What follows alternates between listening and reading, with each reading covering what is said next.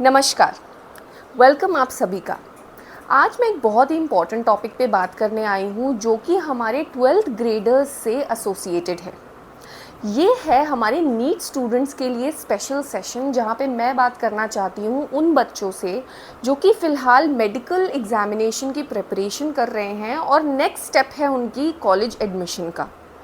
ये सेशन में मैं बात करूंगी पेरेंट्स से भी, जिसमें मैं उनको समझाना चाहूँगी कि अक्सर एक मेडिकल स्टूडेंट के मन में आखिर चलता क्या है और आखिर वो डिप्रेशन और एंजाइटी के मरीज़ क्यों हो जाते हैं। ये दिक्कतें तो बहुत पहले आनी शुरू हो जाती हैं, फ़र्क सिर्फ इतना है कि हम इनको देख नहीं पाते और समझ नहीं पाते हैं। एक बच्चा जब अपनी प्रिपरेशन शुरू करता है वो करीब करीब क्लास 10th या 11th से शुरू करता है। जैसे ही कोचिंग क्लासेस स्टार्ट होती हैं एक बहुत ही इनबिल्ट प्रेशर शुरू हो जाता है बच्चे के मन में, जहाँ पे उसके दिमाग में कॉन्स्टेंटली चलता है कि उसको अल्टीमेटली पॉजिटिव रिस्पॉन्स ही चाहिए। वो बच्चा सिर्फ और सिर्फ पास होने के बारे में सोचता है। ऑन दी अदर हैंड जो पेरेंट्स होते हैं वो साइमल्टेनियसली अपना एक एक्सट्रिंसिक प्रेशर बना के रखते हैं, यानी कि एक्सटर्नल प्रेशर बना के रखते हैं। इस प्रेशर के चलते बच्चे के मन में कहीं ना कहीं एक बर्डन आने लगता है, जहाँ पर उन्हें लगता है कि अगर मैं फ़ेल हो गया या फ़ेल हो गई तो ये मेरी ज़िंदगी का आखिरी मौका होगा। और मान लीजिए कि अगर बच्चा आधे नंबर से भी नीट एग्ज़ाम से चूक गया तो वो जो एक साल उसके मन पे भारी पड़ता है, जो वो ड्रॉप ईयर उस बच्चे के दिमाग पे असर डालता है, उसका तो कोई जवाब ही नहीं है। इसी सब के चलते बहुत सारे बच्चे डिप्रेशन, एंजाइटी और पीटीएसडी यानी पोस्ट ट्रॉमेटिक स्ट्रेस डिसऑर्डर के भी मरीज़ हो जाते हैं। अब अक्सर ऐसा देखा गया है कि जब बच्चा कोचिंग कर रहा होता है, नीट की तैयारी कर रहा होता है या अपनी एग्ज़ाम की तैयारी कर रहा होता है, तो उस दौरान उसके एनवायरनमेंट में बहुत सारे स्ट्रेसर्स पैदा हो जाते हैं। एज पेरेंट्स हम कई बार अपने आप को रोक नहीं पाते हैं बच्चे को टोकने से। जब वो पढ़ रहा होता है या कभी मान लो कि अगर उसने फ़ोन भी उठा लिया पढ़ाई करते वक्त, तो पीछे से एक फट से आवाज़ आती है कि क्यों फ़ोन पे बात कर रहा है, क्यों अपनी दोस्तों के साथ बाहर जा रही है, अभी पढ़ने का वक्त है। ये सब मस्तीबाजी तो बाद में भी होती रहेगी।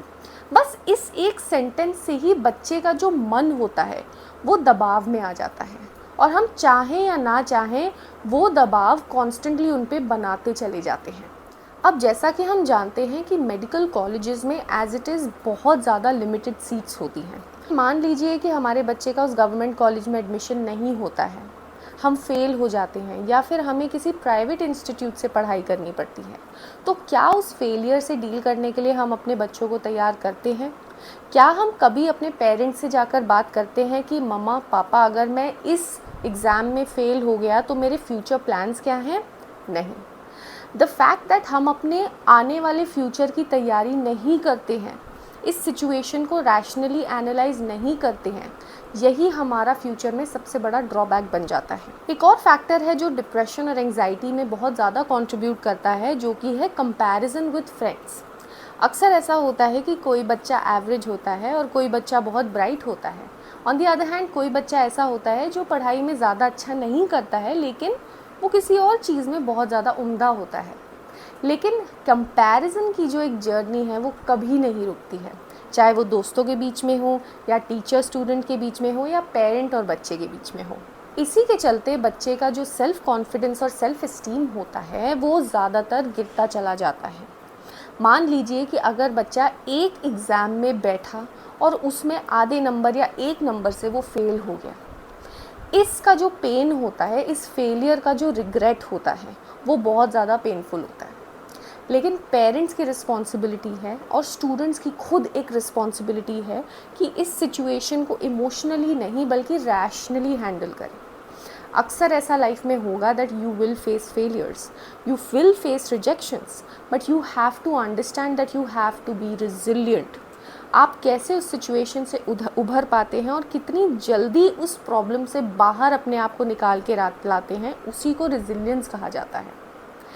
Parents have to understand that they are the biggest support systems of their kids. If they are there for their child at their worst, their child will turn out to be a very confident person. अगर आप अपने बच्चे के बुरे वक्त में उनके साथ खड़े होते हैं तो ये पक्का है कि वो बच्चा अपना कॉन्फिडेंस कभी नहीं खोएगा। सेकेंड थिंग, आपको ये ध्यान रखना है कि कॉन्स्टेंटली प्रेशर में रहने के बावजूद भी अगर आप अपनी फ़िज़िकल एक्टिविटी, अपनी मेंटल हेल्थ, साथ साथ अपनी डाइट का ध्यान रखते हैं, तो आपके जो मूड स्विंग्स हैं या आपकी इमोशनल हेल्थ है वो हमेशा मेंटेन रहेगी। देयर विल बी केसेस जहाँ पे आपको रातों को नींद नहीं आएगी, कॉन्स्टेंटली नेगेटिव थॉट्स चलती रहती हैं, इंसान ये सोचता रहता है कि अगर ये हुआ तो ये कैसे होगा, या मैंने पास्ट में कोई गलतियाँ करी हों। अक्सर जब हम स्ट्रेस में होते हैं तो हमारे दिमाग में बहुत तरीके की नेगेटिव थॉट्स आती हैं, और ये नेगेटिव थॉट्स अक्सर हमारे पास्ट या फ्यूचर से जुड़ी होती हैं। इसके कारण हम अक्सर इनको अपने कंट्रोल में नहीं ला पाते हैं। अगर हमें अपने नेगेटिव थॉट से डील करना है then it is very important कि हम प्रेजेंट में जीना शुरू करें। इसको कहते हैं माइंडफुलनेस। इसके लिए बहुत तरीके की रिलैक्सेशन टेक्निक्स आती हैं, जिसमें नंबर 1 टेक्निक पाई गई है ब्रीदिंग। जब हम ब्रीदिंग एक्सरसाइजेस करते हैं तो हम अपनी थॉट्स को गैदर करते हैं और अपनी बॉडी को कंपोज करते हैं। इस दौरान हमें अपनी माइंड को, अपनी थॉट्स को, यानी अपनी सोच को प्रेजेंट में लेके आना है, ना कि फ्यूचर या पास्ट इंसिडेंट्स के बारे में सोचना है। जैसे ही आप अपने थॉट्स को प्रेजेंट में लाएंगे, आपके इमोशंस भी नेचुरली रेगुलेट होना शुरू हो जाएंगे। इससे आपकी प्रिपरेशन भी बेहतर होगी, और आगे चल के अगर किसी भी तरीके की प्रॉब्लम से आप गुजरेंगे, उसमें भी आपके मूड को रेगुलेट करने में ये टेक्निक बहुत ज़्यादा काम आएगी। अब बात कर लेते हैं फेलियर्स की। अगर एग्ज़ामिनेशन के दौरान आप 1 नंबर, 2 नंबर या 50 नंबर से भी चूक जाते हैं, तो फेलियर से डील करना आना बहुत ज़रूरी है। इसके लिए you have to remember that you should talk to someone. जाइए अपने किसी दोस्त के सामने वेंट कीजिए। Remind yourself that this is not the end of the world. बैठ के उस सिचुएशन को रैशनली, मतलब उसके पॉजिटिव्स और नेगेटिव्स को एनालाइज कीजिए और ये देखिए कि कहाँ कमी रह गई है। मैं मानती हूँ कि मेहनत आप सब ने बेशुमार की होगी, लेकिन इसका मतलब ये नहीं है कि हम कहीं पे चूक नहीं सकते हैं। हाँ, हम अपने आप को ये ज़रूर याद दिला सकते हैं that we will try again, और हम नेक्स्ट ईयर और बेहतर करेंगे। We have to be motivated and confident about our abilities and skills. और हाँ, अगर आपको ऐसा लगता है कि प्रेपरेशंस के टाइम पे या फिर एग्ज़ामिनेशन के बाद भी आपका मूड कॉन्स्टेंटली लो रह रहा है, यानी 3 महीने से भी ऊपर आपका मूड कॉन्स्टेंटली डाउन जा रहा है, आपको चीज़ों में मन नहीं लग रहा है, बेचैनी हो रही है, इरिटेशन हो रही है, बहुत ज़्यादा गुस्सा आने लगा है, तो प्लीज़ जाकर एक थेरेपिस्ट से बात कीजिए। हमेशा आपको याद रखना है कि जस्ट बिकॉज़ आप दूसरों की मदद करने के एक प्रोफेशन में हैं, इसका मतलब ये नहीं है कि आपको मदद की ज़रूरत नहीं होती है। मैं एक साइकोलॉजिस्ट होकर भी लोगों से मदद लेती हूँ।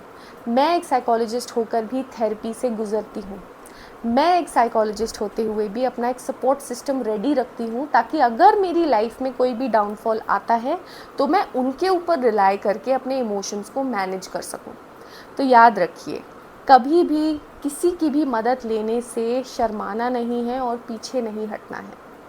अगर इस वीडियो को देख के आपके मन में कोई भी सवाल आता है, या आपके मन में कोई भी तरीके की कमेंट आती है, या एक भाव आता है जिसको आप सिर्फ शेयर करना चाहते हैं, then please make sure to comment below. We would love to get responses from you. और अगर आपको ऐसी ही वीडियोज़ और देखनी है तो प्लीज़ हमारे चैनल को फॉलो कीजिए। मैं आपको मिलूँगी अपनी अगली वीडियो में। तब तक के लिए नमस्कार।